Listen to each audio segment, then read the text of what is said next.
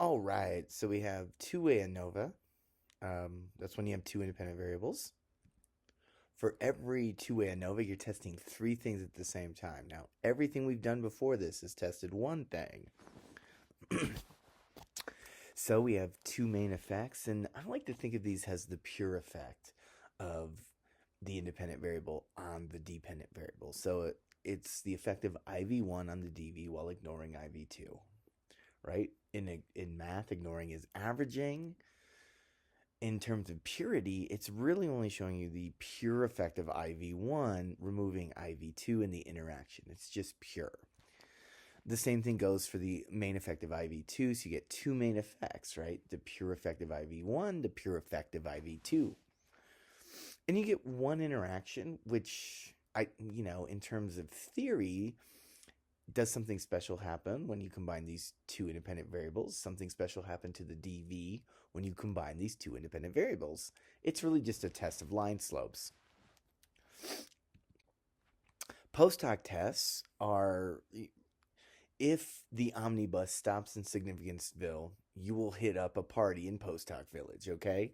You only need post hocs for significant main effects or interactions involving three or more levels. And there's one exception to this, and you'll learn that one later. In a 2x2, I mentioned this in class, there are no post hoc needed. If you have two means, they can be different in one way. If they have two slopes, they can be different in one way. That's it. Now, there are three types of design types: between, mixed, which I like to think of as half and half because anybody that orders burritos in this town is familiar with that phrase, and within. Okay, so between, you have different people per each condition. Within IV, you have the same people in each condition. In a half and half design, right, you have one IV that is between and one IV that is within. So you have three different design types. In terms of data entry, this is just a general data entry helper. So for a between subjects design, you will have, I put a participant column for every one. That's just there to keep us on track, but you will have a column that represents the different categories of IV1, empathy and control, a column that represents the different categories of IV2, and a column for the DV. And completely within, everything's jumbled together because each participant gave you four responses. So you have the DV at white empathy. Well, white empathy is a cell, right? It's not an IV itself. It's just one cell of your four cell design. 2 times 2 equals 4. DV at black empathy, DV at white control, DV at black control. Those are all the cell responses for each participant. And then in a mixed data entry, you have one column of IVs and DVs, the empathy condition, or I'm sorry, one column of IVs, the empathy condition, and then two columns for DVs at the cells of the within subject's condition, or the conditions of the within subject's condition. All right, it's kind of hard to explain, but pause this and take a moment and figure out what's going on here. In the between data entry, 2 IV columns, 1 DV column. In the within data entry, 4 DV columns that are happening at one level of your cell. And in mixed, you have 1 IV column for the between subjects IV, and then you have 2 columns for the within subjects IV, 2 columns of DVs for the within subjects IV. In terms of button presses, here they are. For between, you click ANOVA, right? For within, you click ANOVA repeated measures NOVA. For mixed, you click ANOVA repeated measures ANOVA. These are the main options on between. You got to click your IVs over. You got to click your DV over, as we've been doing in the previous lesson, so we don't have to worry about this so much. Partial eta squared is what you click for all of these. Partial eta squared is what you click for all of these.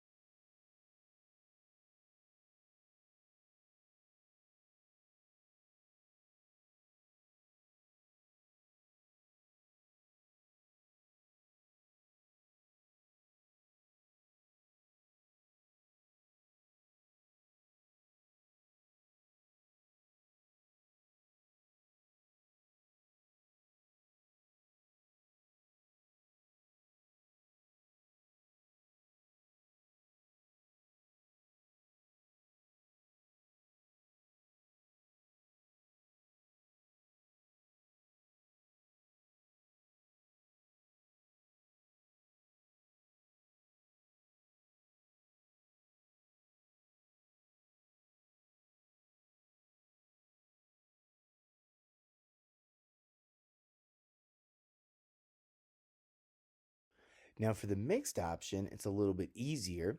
I call my within IV level A and level B, and you can see my repeated measure cells.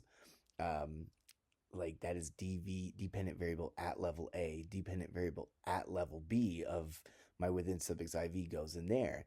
Now this has a between subjects IV that I just click into that bottom level. Remember, this design has one column of between subject identification, what condition participants were in. That's the variable that goes in our between subjects factors variable. In terms of graphing, when you get down to the graphing options, you click the arrow next to estimated marginal means. And what you notice here is I have 3 different graphs I'm making. The first one is going to show me the main effect of IV1. The second one is showing me the main effect of IV2. And the third one, I got to put both IVs in, and it's showing me the interaction. Now, you can enter that 2 different ways. I entered it IV1 first, IV2 second. You can flip that and get a slightly different graph.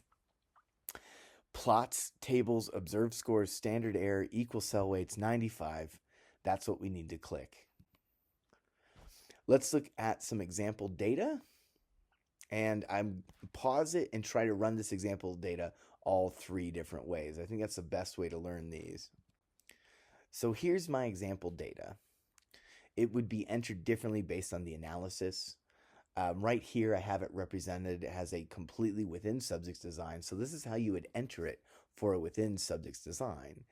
You know, how funny the movie is when Billy with a laugh track, how funny with Billy with a cry, how funny Billy no track, how funny Happy Gilmore with a laugh track, how funny Happy cry, how funny Happy with no track. So what I have here is a 2x3 design movie type of Adam Sandler, Billy Madison versus Happy Gilmore, times 3 track type, a laugh track, a cry track, a no track. This is just a funny example. The dependent variable is how funny the movie is, but you could imagine how you would enter this data differently for completely between subjects design, right? You'd have 2 columns of IVs, one that says Billy or Happy, one that says, you know, cry, no laugh track, right? So you have 2 columns that define, right, the condition, and then the DV column will be the numbers we see in this. You got to figure out how to do that. Go back to that one slide if you can't figure it out. But go ahead and do that and try to run your analysis, and let's see if you get the right answer. So I'm going to show you what I get from this data in a second, but I want you to run it all 3 ways. So pause the video and run it all 3 ways. There's a reason this one's getting pretty fast. It's because you got a lot to do outside of the video. When we get to the between subjects analysis, remember pattern P 90% confidence interval. All right, that's what we want for the non-post hocs. So if we look at our pattern, what do we see? We see a cry track leads to more humor, more funniness than a laugh track, which leads to more funniness than a no track. We don't know if that's a significant effect. We need our p-values, right? But that's the pattern we see. The other pattern we see is that Happy Gilmore is funnier than Billy Madison. And then finally, I present both interactions. One of these is going to call to you more, but I like the one at the top. What I see there is that when you have no track or a cry track, there's no difference across the 2 movies, right? There's a main effect. We can already see that main effect that we already talked about in play here, where the cry track is the funniest and the no track is the least funniest. We can see that difference between the top line and the bottom line, but those slopes are the same. Where the interaction, if we have one, comes into play is in that laugh track, where a laugh track helps out Happy Gilmore and harms Billy Madison. So that would be the nature of the interaction, is just the difference in those 3 slopes, right? So don't get confused by the height of those lines. Those 2 lines both have a flat slope. They're the same. The difference in slopes, which is what we're looking for in the interaction, comes from what happens in the laugh track, where the laugh track benefits Happy Gilmore over Billy Madison. That's the nature of the interaction. Now, however you describe these slope differences, there's no way I can really tell you how to do it, but the easiest way is just to describe each of the lines.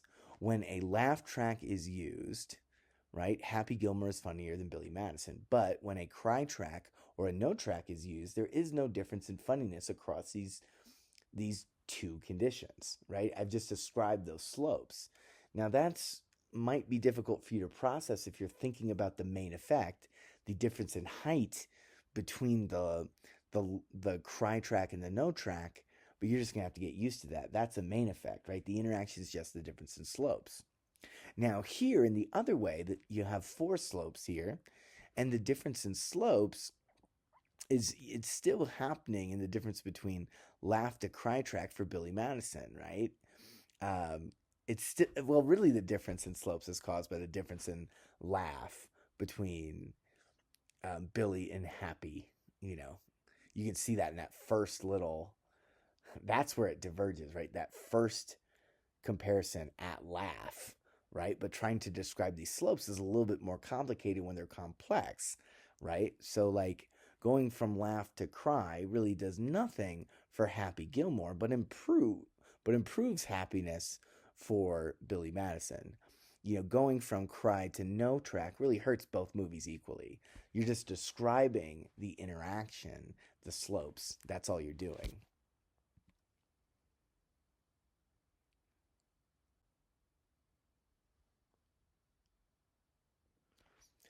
Now that we are at p-values, we have three p-values. Are they less than 0.05? They all are. So we have a significant main effect of movie, right? Happy Gilmore is funnier, right? Specific main effective track type, cry track, laugh track, no track. There's some difference among those three means. We don't know what it is. And finally, there is a movie by track type interaction, so those slopes were different. I prefer the first graph where you clearly see that with cry track and no track, there's no difference across the movies, but a laugh track helps Happy Gilmore more than Billy Madison. Partial weighted squareds are all pretty nice. Then we use, these are all between subjects effects, so use between subjects 90% confidence interval of eta squared from our website. I do that here, right? You can get your results. It looks like for the main effect of movie type, the result is from a small effect. Wait, no. From a medium effect, because 0.12 is not quite to the large threshold of 0.14, right? It's a medium effect to a large effect for the main effect of movie type. That's the first one. The second one, the lower limit is 0.65, the upper limit is 0.83. Those are both greater than 0.14. That's a large to large effect. And then for the third one, lower limit is greater than 0.14, so it's a large effect, and the upper limit is still a large effect and that's for the interaction. So there we go. We know how to do this. This is the same thing. I will cover post hocs at the end. Now, for within subjects results, three patterns are the same. I'm not going to describe them again. That's a waste of everyone's time. But the patterns are the same. The means are the same. The slopes are relatively the same, right? Everything's the same, okay? They're slightly a little different, but it doesn't really matter. It's like tiny little things due to the math of a within subjects design, which is due to the assumption that you have the same people, so we remove individual differences. In terms of your p-values, right, you got to look a little bit more closely. That first one's the main effect of movie, significant. Second one, main effect of track, significant. And the track by movie interaction, significant as well. The degrees of freedom for each of these main effects and interactions is right next to the effects. So the degrees of freedom for the main effect of movie is 1 and 6. For the main effect of track is 2 and 12. And for the interaction is 2 and 12 as well. There's also that subjects effect, that individual differences effect that we remove from the error term that makes the within subjects effect different than the between subjects result, but we're not going to get into the math. We're just going to focus where we need to focus, okay? Your p-value, these are all significant. I'm pointing out your degrees of freedom are over there to the left. Use the right ones, but no big deal. We take our statistics, we plug them into the 90 or 95% confidence interval of effect sizes for the within subjects calculator. We get our results, a little bit easier to see here, but you know that main effect of movie is between a medium and large effect.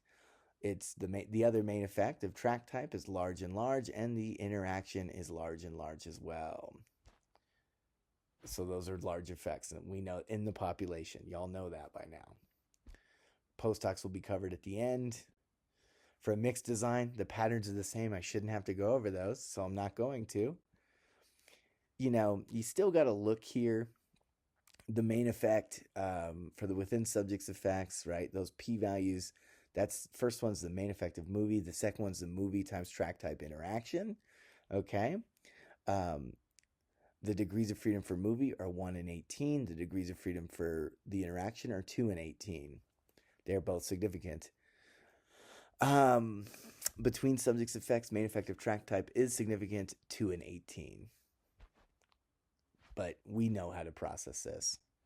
When we get to our 90% confidence interval of effect sizes, for the interaction or the main effect, we have to use within subjects calculator. For the between subjects effect, we use a between subjects calculator. It is that easy. I will cover post hocs now. What's the point of a post hoc? For a main effect with 3 levels, it's to pinpoint the mean differences. Are there specific group level, 2 group mean differences? Interaction, pinpoint the slope differences. Now, ANOVA works on orthogonality, which is nerd speak for independent effects or pure effects. So the main effects are pure from each other and the interaction. The interaction is purified from the main effects. That's just there. I want you to know that. We'll just put that to the side. The proper post hoc comparisons for your main effects are what we call marginal means. So you average across the other condition. Let me show you for track type. All right, so like the marginal means for track type are, we take Billy Madison laugh plus Happy Gilmore laugh and divide that by 2. That's the marginal mean for laugh. We're going to compare that marginal mean to the marginal mean for cry, calculated in the same way. We're going to compare that marginal mean to the marginal mean for no, calculated in the exact same way. Interactions are nothing more than differences in slopes. And you have to define the lines you're going to use and do a t-test on slopes. Let me describe that in a second. We have these bar graph to line graphs right here just to show you. Now, when you look at a bar graph, it's hard to see slopes. There are 2 sets of slopes you can look at, but right now I'm just doing the connect the dots between the colors, okay? So if I find an interaction like this and I plot it like a bar graph on the left, I draw the lines, I draw lines from the blue lines to the blue lines and the orange lines to the orange lines. And when I go to do a post hoc, right, I got to compare 2 means at a time. So I compare the 2 means, only the 2 means that are in the orange line to each other. That's one post hoc test that I'm going to do. And I only compare 2 means in the blue line. That's the post hoc test I'm going to do. All right. There's another way to look at this data that I don't have pictured, but you could draw like a line in category 1. Let's just say like orange and blue makes yellow, right? So I'd put a yellow line in category 1 that just shows a decreasing slope, and in category 2, an increasing slope from that little blue to the big orange line. That's another way to draw the lines. If that's how I'm talking about my outcome, or those are the slopes I'm focusing on in my description, those are the t-tests I'm going to do.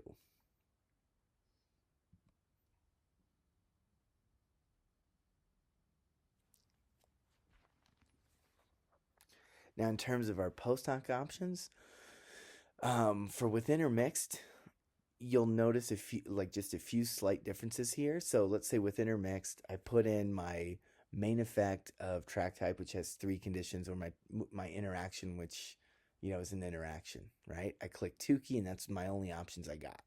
Now for between, you're noticing I'm also putting in the main effect of movie, even though it has 2 levels. And you're like, why am I doing that? If you look underneath, you see extra options, right? Cohen's D, 95% confidence interval of Cohen's D. Now, eta squared's fine for a, main effect, but if I don't want to go out to the other program or honestly, getting a Cohen's D for the 2-level main effect is a better effect size right? Because really we should only be using eta squared for 3-level mean differences, not 2, because Cohen's d does exist. So we might as well get it. So when we look at that post hoc for the between subjects main effect, you do have, like, the first thing you'll see is that Cohen's d for the 2-level main effect. Now that is for the omnibus test. There is no real post hoc to be conducted. I just want that Cohen's d and 95% confidence interval of Cohen's d. Now for the main effect of the 3-level, or the post hoc for the 3-level main effect, you see I get laugh versus cry, write in laugh here, laugh versus no, and cry versus no. And I can start to draw conclusions based on those p-values. And if you look, every single one of these conditions is different from each other. So the pattern we observed, right, holds at the paired level as well. So not only is there a difference among these 3 means on the DV, every mean is different from every other mean. In terms of the interaction, I always personally choose for a 2x3, I'm choosing the one with 3 lines, right? And I'm going to compare, the first line I'm looking for is the cry track condition for Billy and Happy. And if you look here, right, at this table, it starts with movie and laugh, right? And then you got some blank, it starts with movie and track type and has Billy and laugh versus Billy and cry. And you can see it doesn't have put Billy and laugh everywhere that Billy and laugh is present. But Billy and laugh is the comparison for the second one, third one, fourth one, fifth one. And then it's Billy cry. Then it's Billy cry for the next one. And then Billy no, Billy no, Billy laugh, Billy cry. I'm sorry, happy laugh, happy cry, right? It doesn't fill out every cell on the comparison. You got to do that yourself, right? And use your paper to focus. But I just want, right, for that first one, Billy cry, happy cry.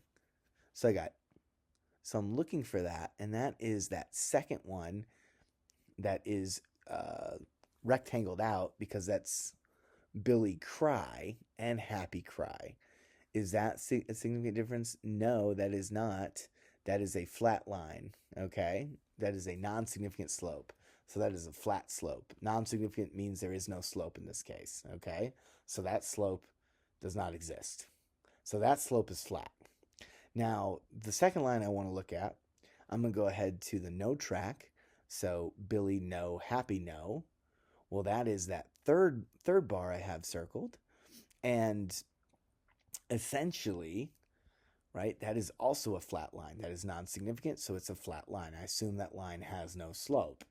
I have no evidence that the line has any slope in the population. And then finally, I look at for the laugh track, which is the first one I have circled, which is Billy laugh, happy laugh, and that is significant, so that has a positive slope. So what I conclude there is that I have 2 slopes that I can't tell if they even have a slope. So non-significant means there are no slopes, and significant means they are slopes. That's essentially it. So we have a positive slope and 2 flat slopes. That's the difference. What's that mean? It means what we noticed earlier is that a laugh track helps out Happy Gilmore in comparison to Billy Madison, but no other tracks have any differential impact on the movies. The differences in height, though, are due to the main effects, which we don't talk about for the interactions. Interaction is just slope.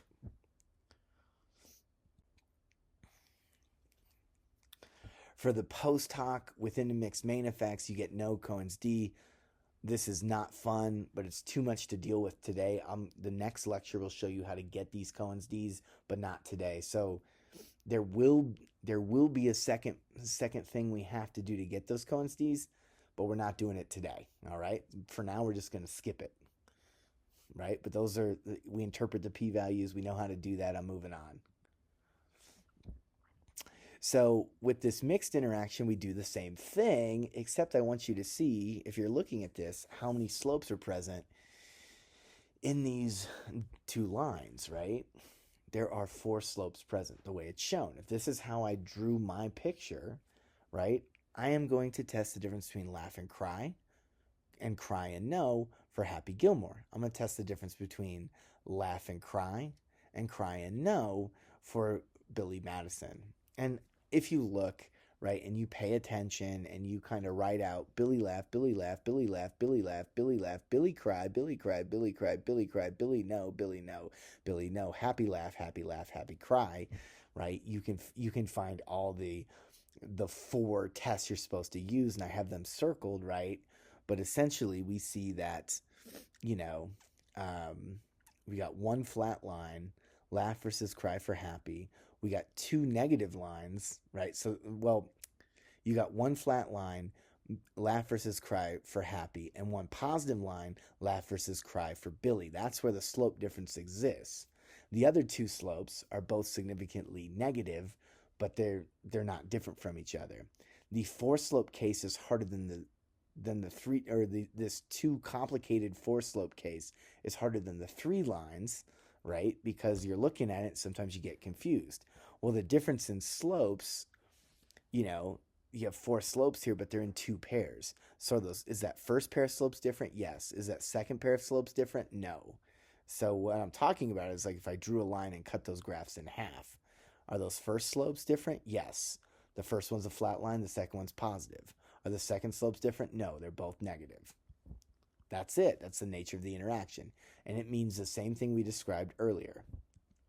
In terms of our next lectures, I'm going to show you correlation because I need to, and I'm going to show you how to deal with these Cohen's D's for within subjects designs using an add-on called the ESCI add-on.